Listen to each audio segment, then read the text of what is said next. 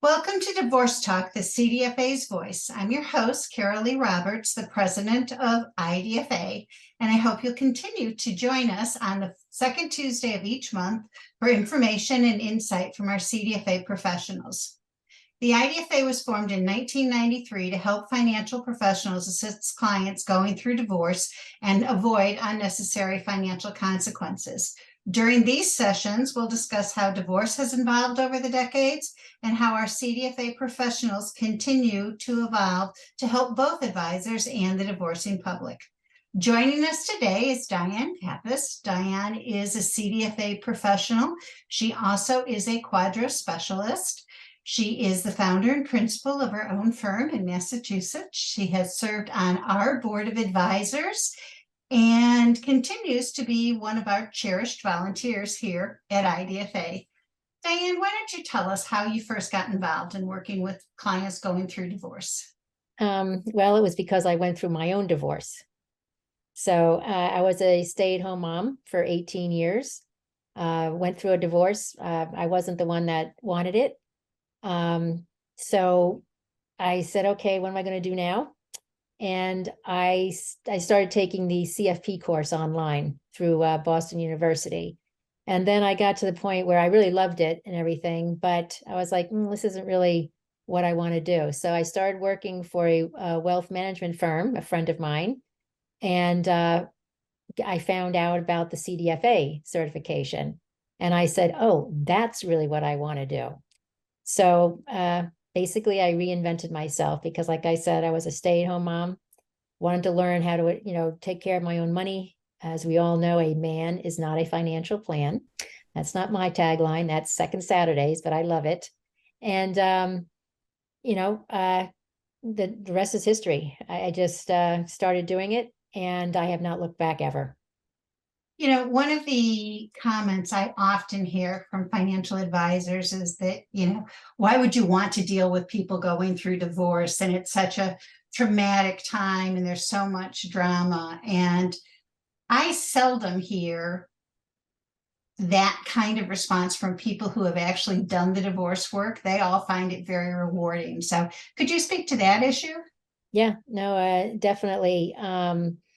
Because I went through my own divorce, I know exactly what people are going through. And so I have empathy and I understand, where they are, what's going through their head. I know their fears, their concerns. And so that's why I do this, is because I know I can help them. Having gone through it myself, I know what works and what doesn't work. And, to me, that's the best thing you can do. It's always, when you go through your own experience, like a divorce, you can't really, sometimes you can't relate what it's like unless you go through it. So having gone through it, I just think makes me a better CDFA. I noticed that you've gone through the additional training, both in collaborative practice, in mediation, and recently became a Quadro Specialist. Mm-hmm. Could you tell us about some of your more memorable cases and why you've decided to look at collaborative practice and Quadro specialties?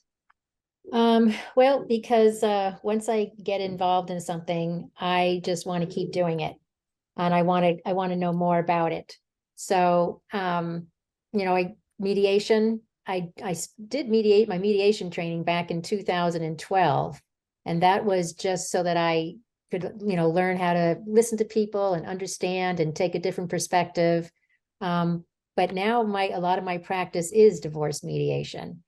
But you've asked, what's my most memorable case? Well, I've worked on over 500 divorce cases, so I cannot remember one individually. However, there is a general trend that I hear from mostly women, and that is their gratitude and their thanks for helping them, making them stronger, helping them take back control of their situation. When I first meet women in the beginning, they think they are frail, that they are scared, maybe they're crying, but by the time we get through the process, whether it's mediation or collaborative or litigation, they are so much stronger at the end. They're not crying, they're confident, they are now empowered to be able to go forward to and transition to a great life after divorce.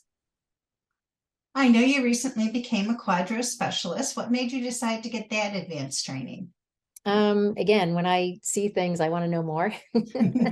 And I was seeing so many mistakes in the separation agreements that coming back from attorneys, I realized that people really didn't understand, okay, dividing a 401k is somewhat easy, although there are a lot of idiosyncrasies that one must look at, but mostly pensions. So we have a lot of, I get a lot of state employees, and in Massachusetts, our teachers are in the state pension system. So a lot of people don't understand the difference between bright line and marital coverture. That's a whole nother webinar or podcast conversation. But Massachusetts is the only state in the United States that allows both bright line calculation and marital coverture. Bright line is when you freeze everything as of the date of divorce, so that when you divide that pension benefit, all the factors that go into calculating that benefit are frozen at the date of divorce. Whereas marital coverture, the factors used to come up with the benefit are the actual factors at retirement, but then you take that benefit and you pull it back to the period of the marriage by using that fraction, the marital coverture fraction. And I realized that a lot of people just didn't understand that, and clients and attorneys alike. So I said, okay, why not? Let's go into this and let's tackle this thing. And I love it because now I really feel like I have a full, 360 understanding of everything in divorce, the different processes that you can go through, the different options, how to divide everything from RSUs, ISOs, pensions, 401ks, cash balance plans. I mean, as you know, Carol, a lot of these plans too have morphed over time. People say that the pension's dead. It's not. There are a lot of companies that are, maybe freezing their pensions, but their pensions still exist. A lot of the big companies like Bose, GE in my area, they still have pensions. So, this is things that we really need to know about and to keep track of and stay on top of. If you could share one piece of advice that you would give somebody new coming in as a CDFA, what would it be? What do you know now that you wish you knew when you started? I didn't know how long it was going to take to become established. You have to have patience. And actually, a lot of CDFAs reach out to me, Carol, from the IDFA. They reach out to ask me about my experiences, and I love having those phone calls. So anybody out there who wants to call me and, just pick my brain, I have no problem doing that. But what I tell them is you need patience, as it takes time. If you have a financial management practice or, like a CFP practice, in addition to the CDFA, that's a little easier because you can fall back on that. But I did not. I had nothing to fall back on. So it took me a long time to get to the point where my work could actually support myself. And I'm talking 10 years more. So it just takes time to break in. If you're just new to the whole area, if you're as a new CDFA, it takes a lot of time to break in with the attorneys because they have their own networks. So you have to break into that. You have to get to know people. I know, for example, in other states, the collaborative practice is difficult for CDFAs to get into. And sometimes they're completely excluded from the practice groups and from being a financial neutral in a collaborative case if they're just a standalone CDFA. So that's really hard. It's a little depressing. It's like, well, I can't even, this is what I want to do, and I can't even get into it. So again, it's patience, putting yourself out there, which is always hard. I have been able to do a lot of presentations for like my local bar associations. There's a couple of them that I've done. I did one on Quadros, and that one I had about, I guess, 60 attorneys attend. That one thing I did last year really put me in touch with a lot of attorneys who are now using me on a regular basis, not just for Quadros, but for my CDFA work. So I think that's huge, is to get out there, in front of the attorneys. And, when you do that, we've talked about this before at some of our other conferences that I presented at, be ready to take the back seat. Don't always try to take control, because the attorneys want to be in control. So as the CDFA, you kind of just want to be there supporting them, giving them, like, really ask them, what do you need? What do you want to see from me? What's going to help support your client and your case? And really, understand what they need.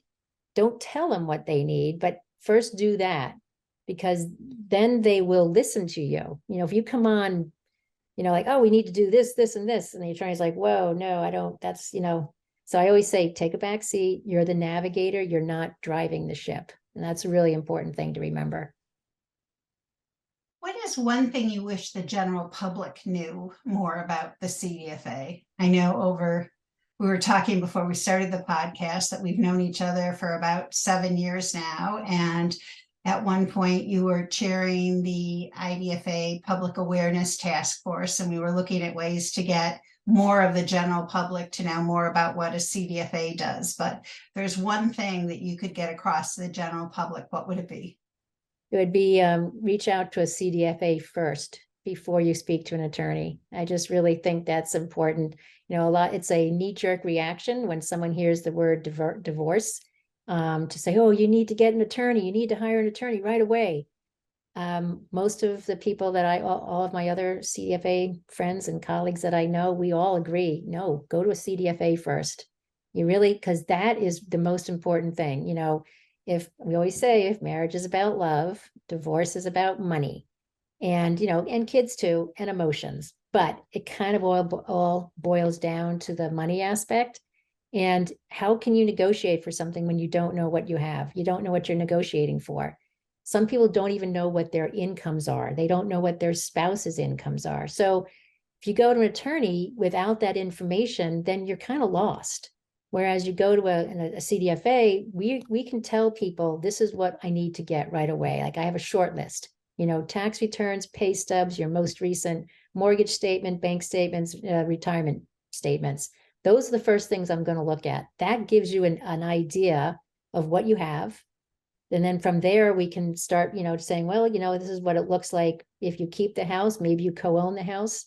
And so when we get to the point where we're ready to go to an attorney, you're empowered, you have that information that you need, and you feel more in control of your future than you did before, because you felt overwhelmed and out of control. So I feel working with a CDFA first puts you back in the driver's seat. It allows you to have more clarity. Again, being more empowered and educated with that just goes such a long way. Then when you go to your attorney, you can say, okay, here's where I am, here's where I want to be, and here's how I think we can get there. And I think that's really important. Thank you so much for your time today. I really appreciate it. And it's always a pleasure to talk to you. Anybody that has any questions, as I said, Diane is in Massachusetts, and if you simply Google her name and CDFA, it comes up to her website. And thank you again for your time today, Diane. Thank you, Carol. I've enjoyed this. Thanks a lot.